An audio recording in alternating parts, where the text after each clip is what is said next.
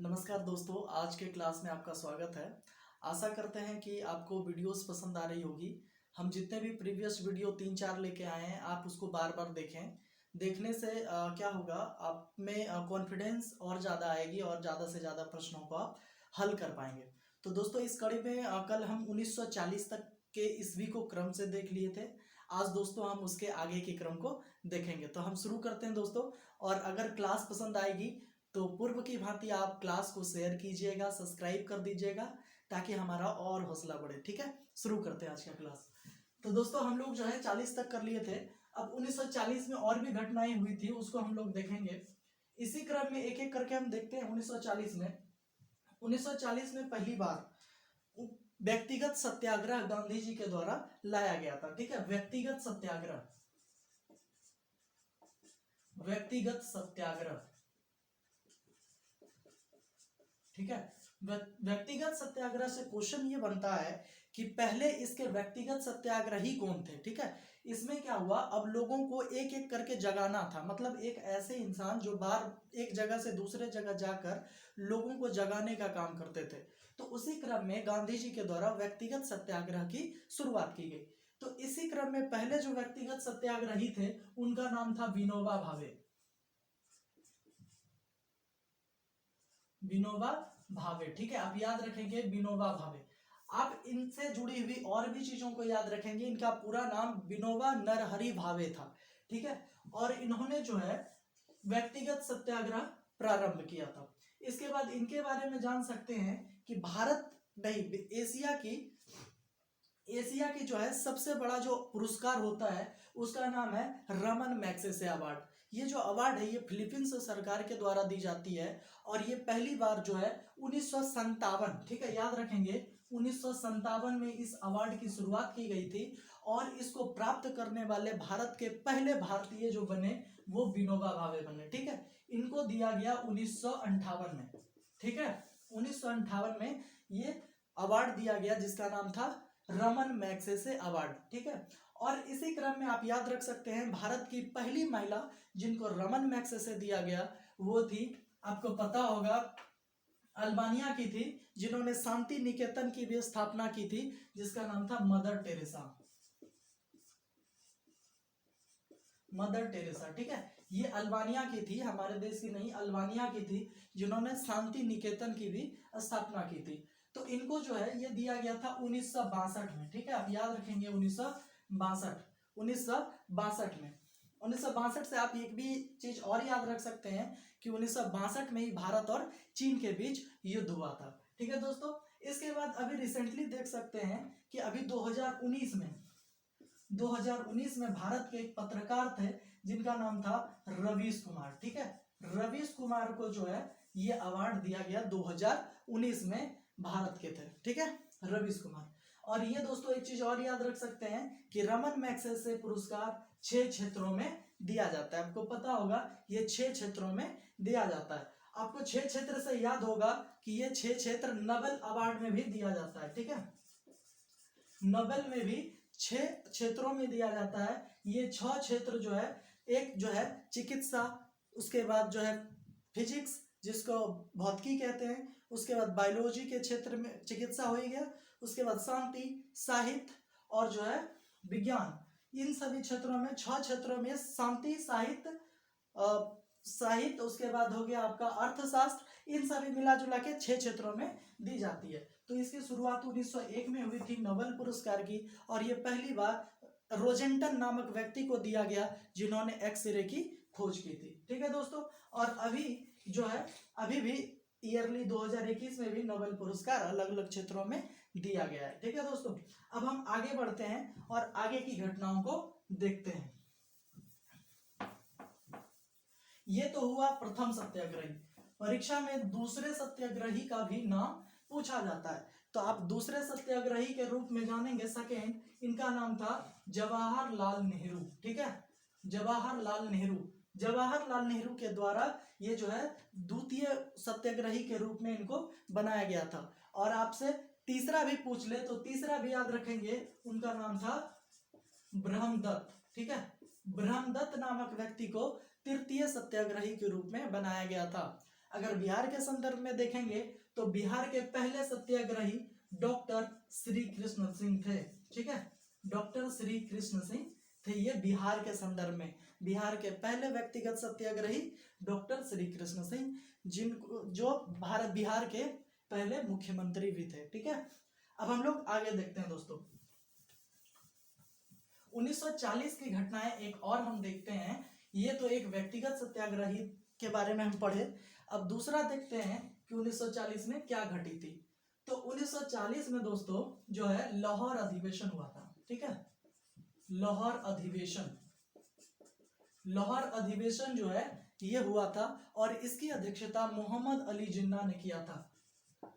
मोहम्मद अली जिन्ना, मोहम्मद अली जिन्ना के द्वारा जो है ये लाहौर अधिवेशन किया गया और इसी में पहली बार जो है पाकिस्तान की मांग की थी। प्रत्यक्ष रूप से जो है पाकिस्तान की मांग की गई थी। ठीक है, अब पाकिस्तान से आप जान सकते हैं, इनसे और भी प्रश्न जो जुड़े हैं वो इसी जगह जान लीजिए कि एक पृथक पाकिस्तान जो है, पाकिस्तान की मांग यहाँ प्रत्यक्ष रूप से की गई थी, लेकिन इससे पहले ही 1930 के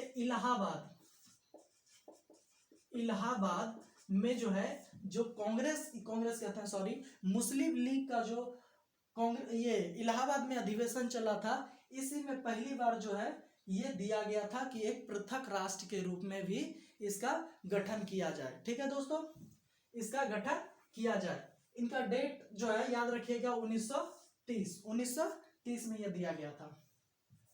ठीक है, इसके बाद क्या हुआ, पाकिस्तान शब्द का उल्लेख, ये जो पाकिस्तान शब्द है ये एक कैम्ब्रिज यूनिवर्सिटी के एक विद्यार्थी थे जिनका नाम था चौधरी रहमत अली। इनके द्वारा जो है एक पंपलेट छापा गया था जिसका नाम था नाउ एंड नेवर। ठीक है, नाउ एंड नेवर के द्वारा जो है पहली बार जो है इसी में पाकिस्तान शब्द का उल्लेख किया गया। इसका मतलब अभी नहीं तो कभी नहीं नामक एक पंपलेट था, इसी में यह बताया गया कि एक पाकिस्तान शब्द का उल्लेख किया कि पाकिस्तान होना चाहिए। ठीक है दोस्तों, तो ये चौधरी रहमत अली। इसके बाद इसी में 1940 में मोहम्मद अली जिन्ना ने इनको प्रत्यक्ष रूप से मांग कर ली कि हमको एक अलग राष्ट्र के रूप में हमको पाकिस्तान चाहिए। ठीक है दोस्तों, अब हम लोग आगे बढ़ते हैं। अब हम लोग देखते हैं उसके बाद की घटनाओं को कि क्या घटी थी। ठीक है, इसके बाद आ जाइए आप 1942। ठीक है, 1942 भी बहुत ही महत्वपूर्ण है। पहला तो यह है कि इसमें जो है क्रिप्स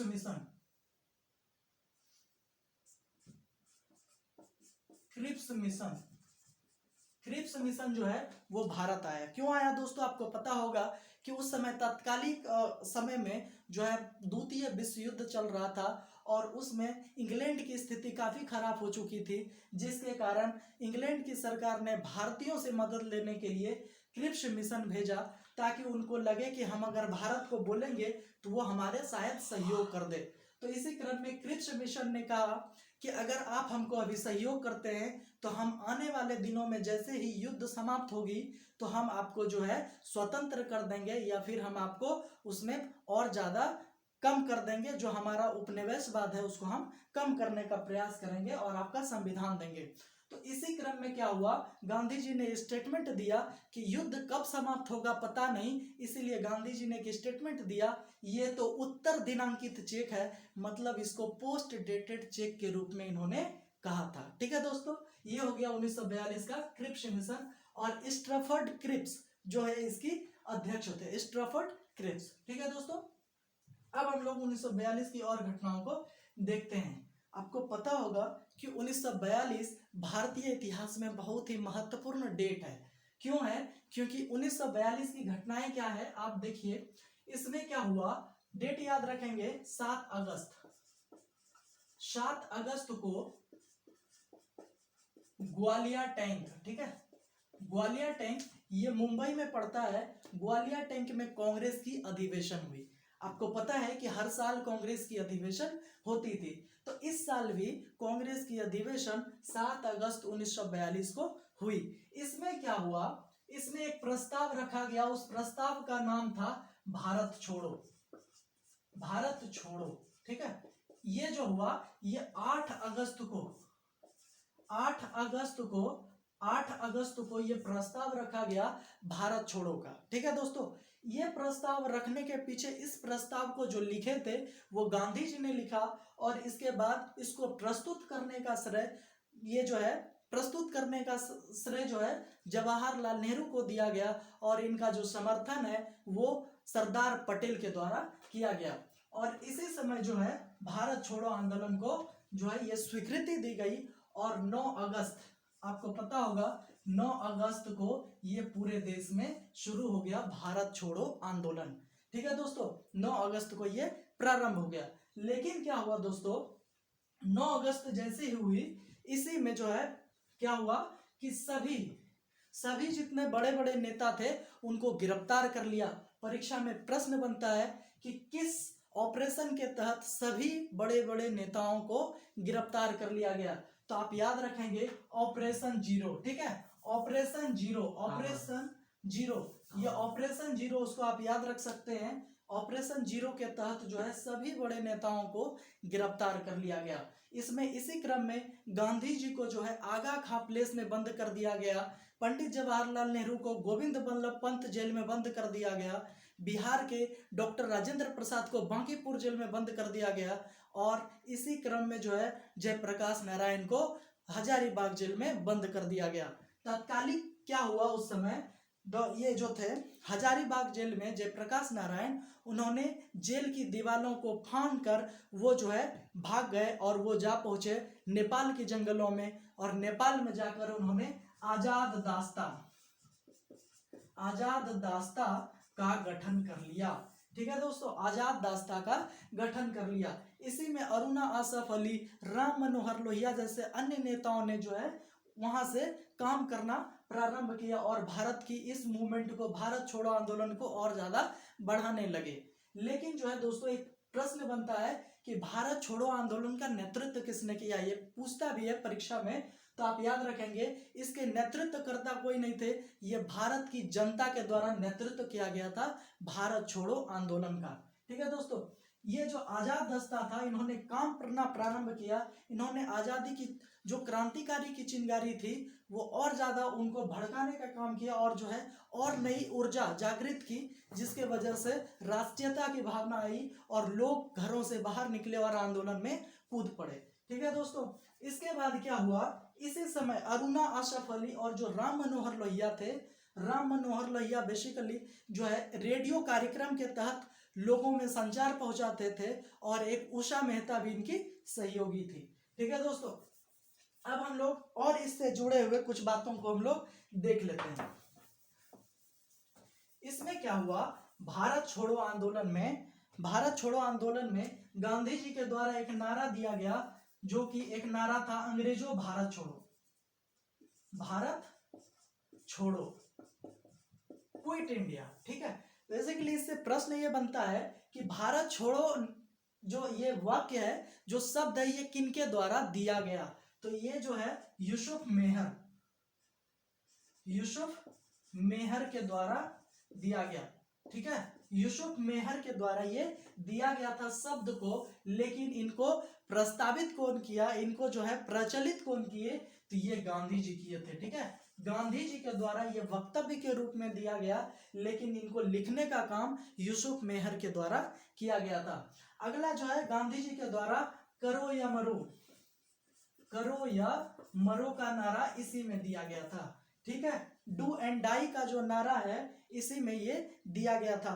इसके बाद गांधी जी ने एक और यहाँ नारा दिया कि अगर इस समय कांग्रेस के लोग अगर हमको साथ नहीं देते हैं, तो इस समय इन्होंने एक स्टेटमेंट दिए, ये बोले कि अगर कांग्रेसी नहीं साथ देंगे तो मैं देश की बालू से ही कांग्रेस से भी बड़ा आंदोलन खड़ा कर दूंगा। ठीक है, ये गांधी जी का स्टेटमेंट था। ठीक है दोस्तों, अब हम लोग आगे बढ़ते हैं और आगे की घटनाओं को देखते हैं। एक चीज और इस जगह देखेंगे दोस्तों कि अभी हम लोग और ये राम मनोहर लोहिया के बारे में देख रहे थे कि राम मनोहर लोहिया, तो याद रखिएगा राम मनोहर लोहिया, इन्होंने जो है स्वतंत्र भारत के बाद, स्वतंत्रता के बाद, याद रखिएगा 19 दिसंबर 1961 इन्होंने इस दिन एक अभियान चलाया जिसका नाम था गोवा मुक्ति अभियान। ठीक है, गोवा मुक्ति अभियान। ये क्या था दोस्तों, ये जो था ये पुर्तगालियों से जो है, जो गोवा पर अधिकार था पुर्तगालियों का, उनसे ये मुक्ति करने का जो है अभियान चलाया था जिनका नाम था गोवा मुक्ति अभियान। ठीक है दोस्तों, याद रखिएगा ये चलाया था। आपको पता है पुर्तगाली 1498 में पहली बार आए थे और इसके बाद जो है वास्को डिगामा के रूप में यहाँ पहली बार आए। उसके बाद जो है धीरे धीरे उन्होंने अपना गवर्नर रखना शुरू कर दिया।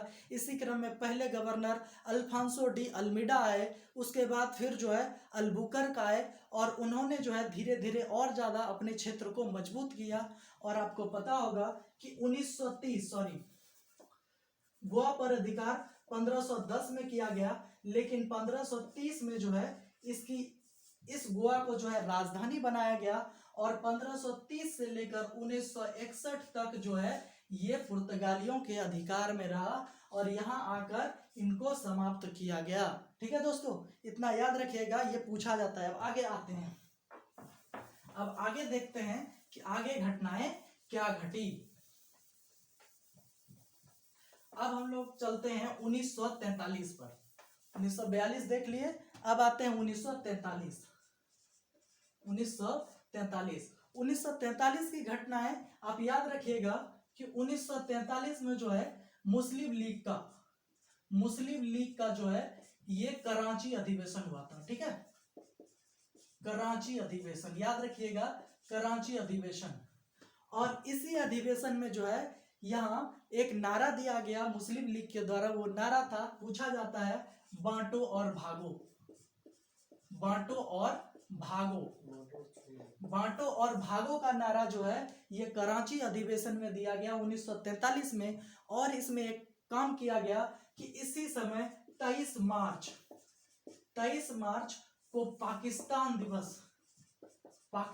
दिवस के रूप में मनाने को प्रस्तावित किया गया। ठीक है, पाकिस्तान दिवस मनाने के लिए प्रस्तावित किया गया 23 मार्च को। ठीक है दोस्तों, इसी क्रम में आप याद रखेंगे 22 मार्च को भी जो है क्या मनाया जाता है, बिहार दिवस मनाया जाता है। इसी जगह याद रखिए 22 मार्च को बिहार दिवस मनाया जाता है। ठीक है दोस्तों, अब आते हैं हम लोग आगे। ये हो गया 1943। अब आते हैं हम लोग 1944 पे। 1944 में हम क्या देखते हैं, 1944 में बेवेल प्लान आया था। ठीक है, बेवेल प्लान। उस समय बेवेल जो है, उस समय गवर्नर जनरल थे भारत के, वायसराय थे बेवेल, और इन्हीं के समय एक बेवेल प्लान लाया गया था। लेकिन ये बेवेल प्लान असफल हो गया। ये जो है ये शिमला में आयोजित किया गया था। ठीक है, शिमला में, इसीलिए इसको शिमला जो है शिमला में किया गया था। याद रखिएगा शिमला सम्मेलन भी इसको कहा जाता है। ठीक है, शिमला सम्मेलन एक दोस्तों सम्मेलन है, एक समझौता भी है। ठीक है, याद रखिएगा समझौता, एक दिल्ली शिमला सम्मेलन है और ये समझौता है। तो अभी हम लोग शिमला समझौता और शिमला सम्मेलन दोनों देख लेंगे। तो शिमला सम्मेलन जो है ये बेवेल के द्वारा लाया गया था और ये 1944 में लाया गया। लेकिन 1944-45 भी याद रखिएगा। लेकिन क्या हुआ, इस समय मोहम्मद अली जिन्ना के सांप्रदायिकता को लेकर ये जो है प्लान फेल हो गया। ये शिमला सम्मेलन रद्द हो गया क्योंकि वो अपने बातों पर अडिग थे कि उनको एक पृथक राष्ट्र चाहिए। इसी विषय पर जो है ये शिमला सम्मेलन असफल हो गया।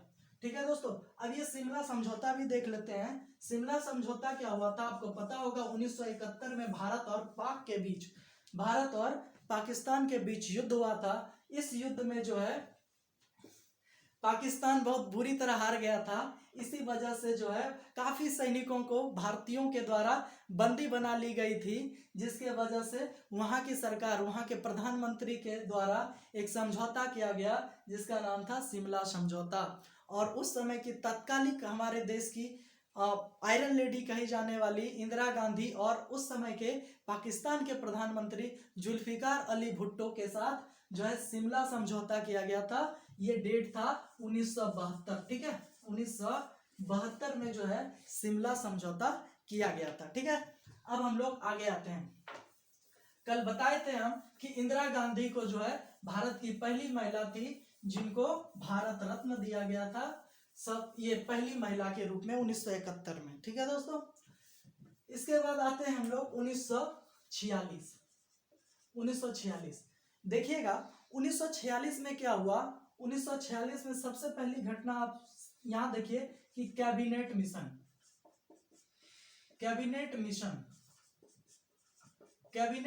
भारत आए, ठीक है। कैबिनेट मिशन भारत आए और इनमें एवी अलेक्जेंडर, इसके बाद जो है पैंथ्रिक लॉरेंस, ये मुख्यतः तीन व्यक्ति आए थे। एवी अलेक्जेंडर, स्टैफर्ड क्रिप्स और पैंथ्रिक लॉरेंस जो है इनके अध्यक्ष के रूप में बन के आए थे। और इसमें क्या कहा गया कि हम अब भारतीयों के लिए संविधान निर्माण करेंगे, ठीक है। अब जो है हम यहाँ पर संविधान निर्माण की बातों को लेकर आए हैं। इसी क्रम में क्या हुआ, इसी क्रम में जो है अंतरिम सरकार, सितंबर 1946 को अंतरिम सरकार की घोषणा की गई। लेकिन क्या हुआ, इससे पहले ही दोस्तों जब ये कैबिनेट मिशन की बातों को, मोहम्मद अली जिन्ना की बातों को कैबिनेट मिशन ने नकार दिया, मतलब उनके द्विराष्ट्र सिद्धांत को नकार दिया, तो उन्होंने दोस्तों याद रखिएगा डेट 16 अगस्त 1946, इन्होंने इस दिन को डायरेक्ट एक्शन डे के रूप में मनाया। मतलब इसको कहते हैं प्रत्यक्ष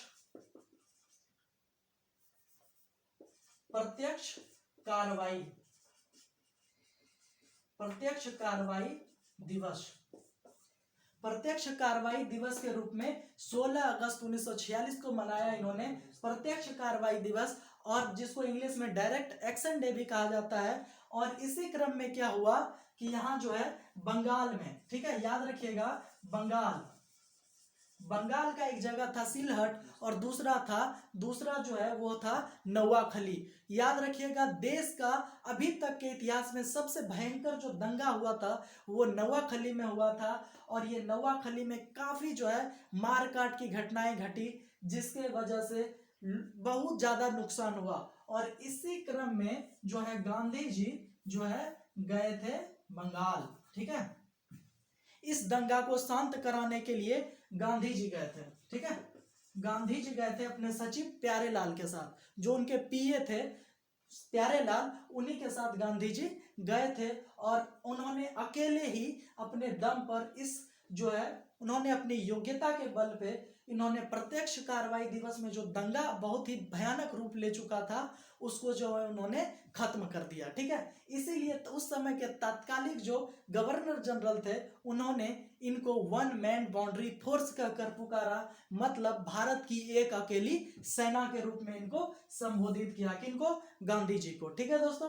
अब हम लोग आगे आते हैं, ठीक है। अब हम लोग आगे देखते हैं, एक और डेट आप याद रखेंगे, हम पढ़े थे पहले कि 22 दिसंबर 1939 को जो है एक डेट के रूप में मनाया गया था जिसका नाम था मुक्ति दिवस, ठीक है। मुक्ति दिवस, आपको पता है कि जब कांग्रेस की सरकार ने इस्तीफा दे दिया था तो मुस्लिम लीग के द्वारा जो है मुक्ति दिवस मनाया गया था 22 दिसंबर 1939 को, ठीक है दोस्तों। अब हम लोग आगे आते हैं, अब आगे की घटनाओं को देखते हैं 1946 में क्या घटी थी। 1946 में कैबिनेट मिशन आने के बाद 1946 में एक और घटनाएं घटी जिसका नाम था नाविकों का विद्रोह, मतलब कि नौसेना विद्रोह, ठीक है। नौसेना विद्रोह क्या हुआ, ये फरवरी मार्च, याद रखिएगा फरवरी मार्च में जो है 1946 में जो है मुंबई और कराची, ठीक है। मुंबई और कराची में जो है ये एक विद्रोह हो गया। याद रखिएगा, उसका नाम पूछता है कि कौन से जहाज का नाम था, तो यहां रखिएगा तलवार, तलवार से याद रखिएगा। इसके आगे भी नाम है लेकिन आप तलवार याद रखिएगा कि मुंबई में तलवार और कराची में हिंदुस्तान, ठीक है, हिंदुस्तान। इन लोगों ने जो है यहाँ के जो नौसैनिक थे इन्होंने विद्रोह कर दिया। विद्रोह करने का कारण ये था कि ये लोग आरोप लगाए कि हमको खाना अच्छे से नहीं मिल रहा है, मेरे साथ भेदभाव हो रहा है, हमको कम वेतन दिया जा रहा है, इसी वजह से इन्होंने विद्रोह कर दिया, ठीक है। लेकिन इस विद्रोह को दबाने का भी काम किया गया। परीक्षा में पूछा जाता है कि इनको दबाने का काम किनके द्वारा किया गया, तो ये जो है भारत में जो है ये किया गया था मुंबई में सरदार पटेल के द्वारा, सरदार पटेल के द्वारा जो है ये किया गया था। और कराची में जो है मोहम्मद अली जिन्ना के द्वारा किया गया था, ठीक है दोस्तों, मोहम्मद अली जिन्ना के द्वारा, ठीक है। इसके बाद अब हम लोग आगे बढ़ते हैं।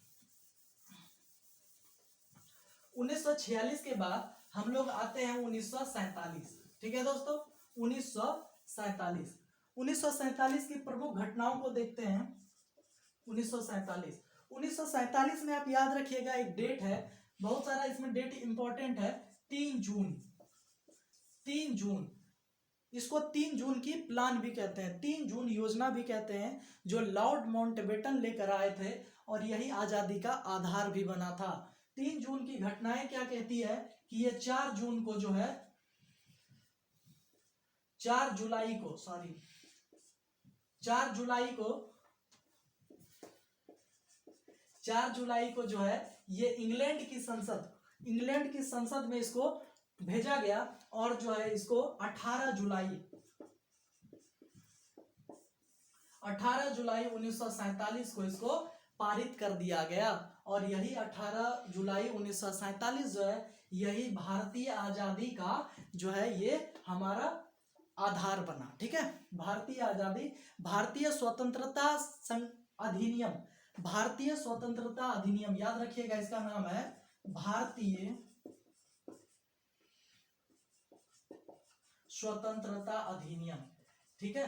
ये परीक्षा में पूछा जाता है कब हुआ था, तो 18 जुलाई 1947 यही आधार बना। और इसी के आधार पर जो है कुछ बातें कही गई जिसको आप जान लीजिए। इसमें आधार क्या बनाई, इसमें पहला आधार ये था कि इसमें कहा गया कि अब हम जो है भारत और पाकिस्तान नामक 2 देश बनाएंगे, ठीक है। भारत और पाकिस्तान नामक 2 देश बनाएंगे। भारत तो पहले से ही था, मतलब भारत से अलग करके हम अब पाकिस्तान भी बनाएंगे। दूसरा चीज है इसमें क्या कहा गया, दूसरी चीज कि इसमें ये व्यवस्था की गई कि जो देसी रियासत उस समय हुआ करते थे, जो देसी रियासत भारत में रहना चाहते हैं वो भारत में रह सकते हैं, जो देसी रियासत पाकिस्तान में मिलना चाहते हैं वो स्वतः मिल सकते हैं, और जो स्वतंत्र रहना चाहते हैं वो स्वतंत्र रह सकते हैं। ये बातें भारतीय स्वतंत्रता अधिनियम में कही गई, ठीक है दोस्तों।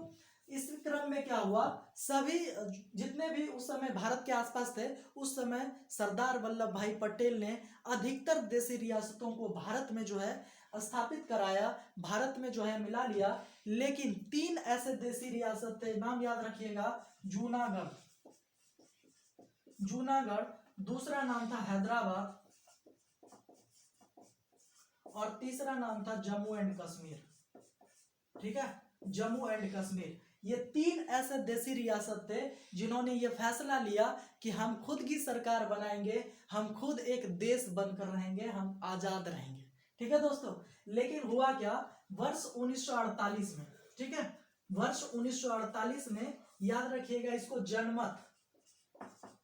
जनमत संग्रह, मतलब जनता के सहमति से जूनागढ़ को जो है भारत में मिला लिया गया था, ठीक है। इसके बाद आप याद रखिएगा इधर जो है, अब हम लोग देखते हैं आगे हैदराबाद को, ठीक है। हैदराबाद में क्या हुआ, ये हैदराबाद जो देशी रियासत था, यहाँ के जो निजाम थे वो मिलना नहीं चाहते थे, लेकिन वो अंदरूनी तौर पर चाहते थे कि हम पाकिस्तान से मिल जाएं। तो आप देखेंगे मैप में तो ये जो है हैदराबाद आपका इधर पड़ेगा, दक्षिणी भारत का पार्ट है हैदराबाद, और ये जो है यहाँ पाकिस्तान के रूप में कहते हैं कि हम यहाँ मिल जाएंगे यहाँ। तो बताइए ये संभव है? नहीं। तो इस क्रम में जो है, इस क्रम में क्या हुआ कि ये लोग चाहते थे कि हम मिल जाएंगे, लेकिन ऐसा हुआ नहीं। इसी क्रम में क्या हुआ, उस समय के तात्कालिक लौह पुरुष जो कहे जाते थे सरदार वल्लभ भाई पटेल, सरदार वल्लभ भाई पटेल के नेतृत्व में एक कार्रवाई की गई जिसका नाम दिया गया पुलिस कार्रवाई। ठीक है, पुलिस कार्रवाई, पुलिस कार्रवाई नाम दिया गया, और उस एक ऑपरेशन चलाया गया जिसका नाम था ऑपरेशन पोलो। ठीक है, ऑपरेशन पोलो, ऑपरेशन पोलो के तहत एक पुलिस कार्रवाई चला दी गई, और इसी के तहत जो है उन पर धावा बोल दिया गया हैदराबाद पर, और वहां जो निजाम थे, निजाम को जान बचाकर भागना पड़ा, और जो है हैदराबाद को भारत में मिला दिया गया। इसमें एक चीज याद रखिएगा, जगजीत सिंह अरोरा, आई थिंक वही थे, एग्जैक्ट याद नहीं, जगजीत सिंह अरोरा के द्वारा ये पुलिस कार्रवाई की गई थी। ठीक है, इसके बाद दोस्तों एक आता है जम्मू एंड कश्मीर, जम्मू एंड कश्मीर। इसमें क्या हुआ था दोस्तों, इसको एक अच्छे से और आगे बढ़िया से एक अलग वीडियो में हम लोग देख लेंगे, लेकिन एक मोटा मोटी के तौर पे आप देख सकते हैं कि 20 तारीख को जो है 1947 में, इसको आप याद रखिएगा, इसको अलग ही करेंगे क्योंकि ये बहुत बड़ा है, इसमें बहुत ज्यादा चीजें इसमें पढ़ना होगा, तो उसको अलग करेंगे, इसको अलग पढ़ लेंगे। इसको भी याद रखिएगा, ये ऑपरेशन जो पोलो हुआ था 1948 में हुआ था। ठीक है दोस्तों, और याद रखिएगा ये जो 3 जुलाई की थी, इसी में ये जो ये आया था 18 जुलाई का 1947 का भारत स्वतंत्रता अधिनियम, इसी में याद रखिएगा कि पाकिस्तान को 14 अगस्त और जो है भारत को 15 अगस्त को स्वतंत्र करने की बात कही गई थी। ठीक है दोस्तों, 14 अगस्त को पाकिस्तान और 15 अगस्त को जो है ये भारत, ये किया गया था इनको स्वतंत्र करने के लिए डेट। और पाकिस्तान के पहले जो है प्रधानमंत्री वो बने थे लियाकत अली, और पाकिस्तान के पहले गवर्नर मोहम्मद अली जिन्ना बने थे। ठीक है दोस्तों, अब हम लोग आगे जो है कल पढ़ेंगे। आज की क्लास आप लोगों को कैसी लगी? अगर अच्छी लगी होगी तो आप जो है वीडियो को सब्सक्राइब करेंगे, ज़्यादा से ज़्यादा इसको शेयर करेंगे, ताकि और ज़्यादा हम अच्छे से बेहतर होके आपकी प्रेरणा से और ज़्यादा हम बेहतर मेहनत करके और बेहतर करेंगे। ठीक है दोस्तों, थैंक यू, कल मिलते हैं।